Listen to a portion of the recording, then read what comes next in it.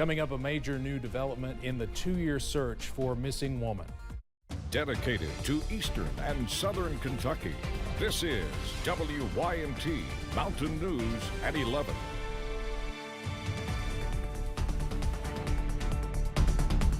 Good evening, I'm Steve Hensley. We begin tonight with a developing story out of Floyd County.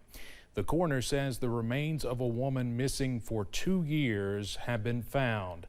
36-year-old Candy Green Gonzalez was last seen alive on June 1st, 2021, near the Abbott Creek community in Floyd County. The coroner says remains were recently found over the mountain from the area where she was last seen, and they have now been positively identified. Crews searched extensively for Gonzalez in the days and weeks after her disappearance. It's still not known what caused her death, but it appears she died shortly after she disappeared. One family in the Dorton community of Pike County is finally ready to return to their home after floodwaters nearly destroyed the property 11 months ago today. WYMT's Jordan Mullins has our update. Rob Elkins and his family's home was severely damaged nearly a year ago by severe flooding. And since then, he has been repairing and rebuilding. Just every day it was something else we found out that was messed up. And still to this day, we're still finding things that we didn't know was destroyed until we look at it and it's like that. Elkins says much of his livelihood was stripped away by the waters. I'm not going to say we've not been happy, but you're so stressed and so torn up that you don't enjoy life until you don't have it anymore, until you're not able to enjoy it. He and his family are very close to a return, waiting for water service, working on final touches, and moving in furniture. After that, we'll be ready to move back in. Everything won't be done, but we'll be ready to move back in. And I can't wait till that day. I can't wait to open the doors and just get to lay down in my bed at night and go to sleep. That will be an amazing feeling. And although the road to recovery was a rocky one, it's been rough. Even though that we were blessed, there's people who lost their lives, there's people that lost their complete house and there was nothing left. We were blessed. There will be brighter days ahead. In Pike County, Jordan Mullins, WYMT Mountain News. Elkins also owns a nonprofit animal rescue called 3 Mile Creek Farms and says he had to send many of his rescues to a friend's farm as his family rebuilt. He looks forward to welcoming his animals back home as well. Not all families are back in their homes. There are 9 families in Knott County still living in campers at Mine-Made Adventure Park. One family of 12 is living in 2 campers while they wait for a permanent home. Like, it is very stressful. It's nice to come here and know that you have a place to lay down and like all your kids have a place to lay down. But coming here and us all being cramped up, especially if it's raining or it's bad outside. The family is waiting to hear back after filling out different housing applications to see what their next step will be. More than $2 million is going to enhance the Kentucky Medical Reserve Corps, which is starting back up. Kentucky Cabinet for Health and Family Services Secretary Eric Friedlander says this will help assist local health departments whenever needing assistance. He added this will impact the emergency response system. This is all related to our emergency response system. So the folks locally that handle that will know how to access these services. And then at the state level, as I say, it's the Department for Public Health. It's also their emergency response piece that brings these people forward and distributes them as needed. And that's how this functions. Friedlander says the Medical Reserve Corps has played key roles during times of natural disasters and the pandemic. He says the money will be used to better support the volunteers assisting in those events.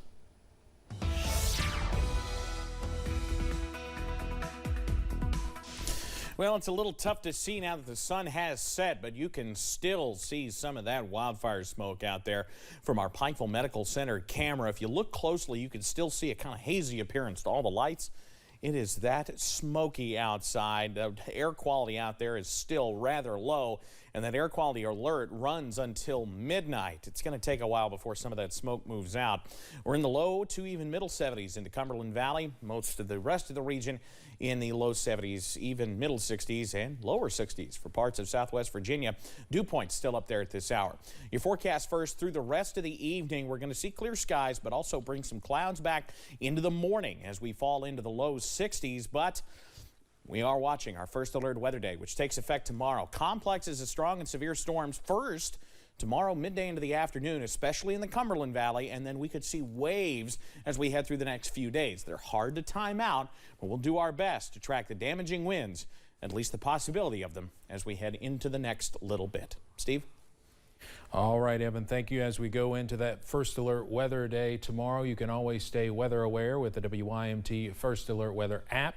Just scan that QR code to download or get it in the App Store. It will give you all the latest weather alerts and radar, even if you lose power.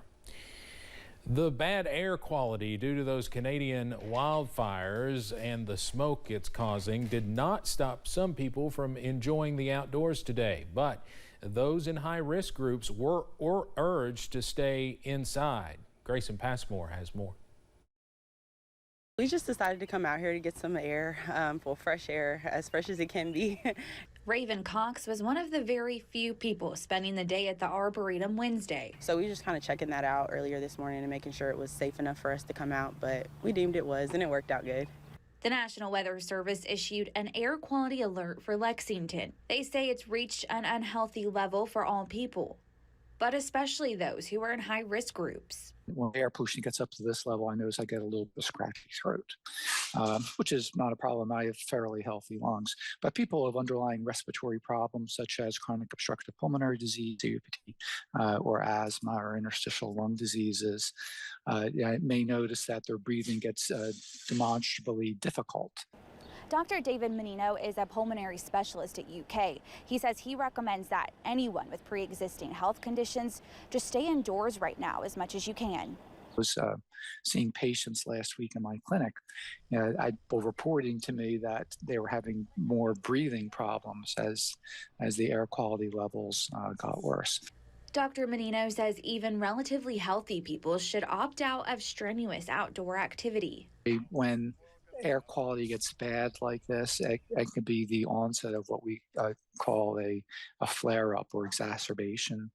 And those with heart or lung conditions may want to have plans in place with their doctors in case additional medication is needed. In Lexington, Grayson Passmore, WKYT.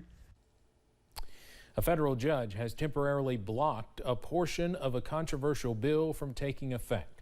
The ACLU of Kentucky filed a lawsuit to stop a part of Senate Bill 150 that would block all gender-affirming care for trans youth. A group of plaintiffs, including 7 transgender minors and their parents, filed the motion. The General Assembly passed the bill during the session. Governor Andy Beshear vetoed it, but the GOP-led General Assembly voted to override it. The bill was set to go into effect tomorrow. In a statement, the ACLU said, quote, "This is a win, but it is only the first step. We are prepared to fight for families' right to make their own private medical decisions in court," end quote. Attorney General Daniel Cameron also released a statement saying, quote, "Today's misguided decision by a federal judge tramples the right of the General Assembly to make public policy for the Commonwealth." It goes on to say, quote, "There is nothing affirming about this dangerous approach to mental health, and my office will continue to do everything in our power to defend this law passed." Officials with the Kentucky State Police Electronic Crimes Branch say they received more than 900 online crime complaints just in the month of May. This includes cases of people looking to take advantage of kids online. Kentucky State Police Trooper Matt Gayhart says many people are making fake profiles to catch these predators in the act, but he advises everyone to let law enforcement take care of these cases. Well, it's important for us to be able to have the opportunity to gather facts and gather evidence in order to prosecute somebody. And oftentimes these cases can be hard to prosecute sometimes. So people need to understand that they need to give us some time and be patient to work these types of cases out. Gayhart adds it's important for the community to be aware of the child predators that are out there. So if you know of a child that's being taken advantage of online, you should contact your local Kentucky State Police post. A Bell County man was arrested after police say he crashed his ATV into another ATV. 20-year-old Zach Napier of Middlesboro is accused of driving under the influence. Police say he was traveling at a high rate of speed when he crashed head-on into a Polaris Razor. No one in the Razor was injured, but the female passenger in Napier's ATV was ejected from the vehicle. Police say she suffered serious injuries. Napier was charged with driving under the influence under the age of 21. In Laurel County, a man was arrested following a theft in London. Police responded to that theft on Barberville Street yesterday. They say they watched a man in a black truck pull into a nearby apartment complex parking lot. He was identified as Bobby Belcher. Laurel County Dispatch says Belcher's license was suspended because of a prior DUI. Officers also say the truck had no working taillights or brake lights. Belcher faces a list of charges, including theft and driving with a suspended license. Coming up on Mountain News at 11, why a former football star and Eastern Kentucky native was signing bottles today in Lexington. And we continue to watch the potential for strong to severe thunderstorms. The very latest after this.